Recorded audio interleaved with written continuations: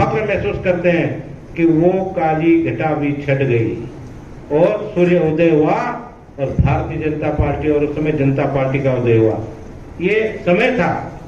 विस्तार से हमारी बहन जिनको हम सब सुनने आए हैं वो बताएंगे।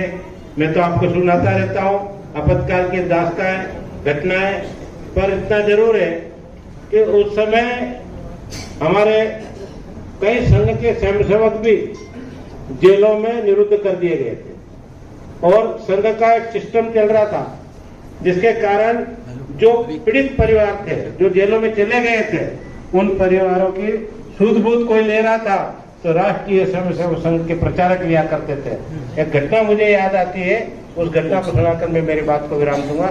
श्रीपति जी खेड़पकर जिला प्रचारक धार जिले के हुआ करते थे और इंदौर और धार का कनेक्शन था और भोपाल का। तो जो भी सूचना आती थी श्रीपति जी के माध्यम से झाबुआ में आती थी। हमारे ब्रदर जेल में थे और उस समय उन्होंने आके कहा कि दौलत अच्छे सुरमा जो संघ का स्वयंसेवक बोलते थे शाखा में आकर उपस्थिति दर्ज कराते थे, सब डर रहे हैं, कोई हिम्मत नहीं कर रहा है। तो हमने कहा बोलो भाई साहब, मैं 15-16 साल का था, मेरा बड़ा भाई दिनेश भाई मेरे से बड़ा, वो हम दोनों को उन्होंने कहा कि तुमको एक महत्वपूर्ण कार्य करना है। तो मैंने कहा बताइए क्या कार्य करना है। तो बोले राधा कृष्ण मार्ग में शुक्ला जी के मकान में संघ का कार्यालय संचालित होता है, उस संघ के कार्यालय को खाली करना है। हमारे पास सूचना है कि 1-2 दिन में वहां पर पुलिस रेड डाल के उसको सब सील कर देगी। चुनौती, एक भाई जेल में और फिर इतना बड़ा काम, और हम छोटे हमने क्या आप अन्य लोग स्वयंसेवकों से आपकी चर्चा, तो बोले कोई तैयार नहीं हो रहा।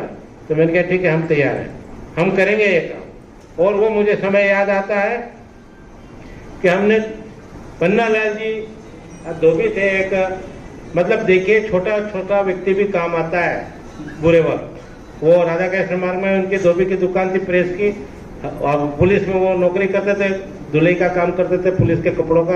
हमने उनको जाके कहा कि पन्नालाल जी बहुत संकट की घड़ी है और एक काम आपका मदद लेना है। बोलो क्या है। तो बोले कि संघ कार्यालय का सामान लाके आपके यहाँ ऊपर रखना है। जैन पोपट सलाते ऊपर वो किराए से रहते थे और नीचे भी उनके पास था। तो मैंने कहा आप रखने की इजाजत देंगे। तो बोले दिन में रखोगे कि रात में रखोगे। मैंने कहा आप जब बोले रात में रखोगे तो पुलिस गश्त देती है, परेशानी ज्यादा आएगी, तो दिन में रखो। तो अब हमने कहा ये तो हमारे लिए अग्नि परीक्षा हो गई थी। मैंने कहा चलो दिन में रख देंगे, पर आप सहमत है। तो उन्हें सहमति दी और हमने क्या करा, बाहर से संघ के कार्यालय को ताला लगाया और शुक्ला जी जो जिनका मकान मालिक थे उनके दूसरे रास्ते से, पीछे के रास्ते से हमने वो सामान की पोटलियां बांधी, सामान खाली करा, उनके घर पर ले जाके रखा। और 2 दिन बाद हमें मालूम पड़ा कि संघ के उस कार्यालय पर दबिश पड़ी पर पुलिस को कुछ नहीं मिला। ये दबंगता का। उस समय नेपाल सिंह थानेदार हुआ करते थे, एक चाल में बुलेट चलाते थे। उनसे निपटने के लिए, उनकी चाल से निपटने के लिए हमने 2 व्यक्तियों को परिषद चौराहे पे, एक को जैन चौराहे पे खड़ा कर दिया था कि भैया झंडी दिखा देना, ये थानेदार इधर आज। और ऐसे करके दिन में कार्यालय खाली करा। और आज हमें बहुत खुशी होती है उन सभी लोकतंत्र सेनानियों को यहाँ सम्मान करते हुए, दीदी के माध्यम से हुआ, अन्य माध्यम से हुआ, कि वास्तव में इन्होंने जो संघर्ष करा है, संघर्ष झेड़ा है, इनका सम्मान एक क्षणिक सम्मान है। जितना सम्मान करो उतना कम है।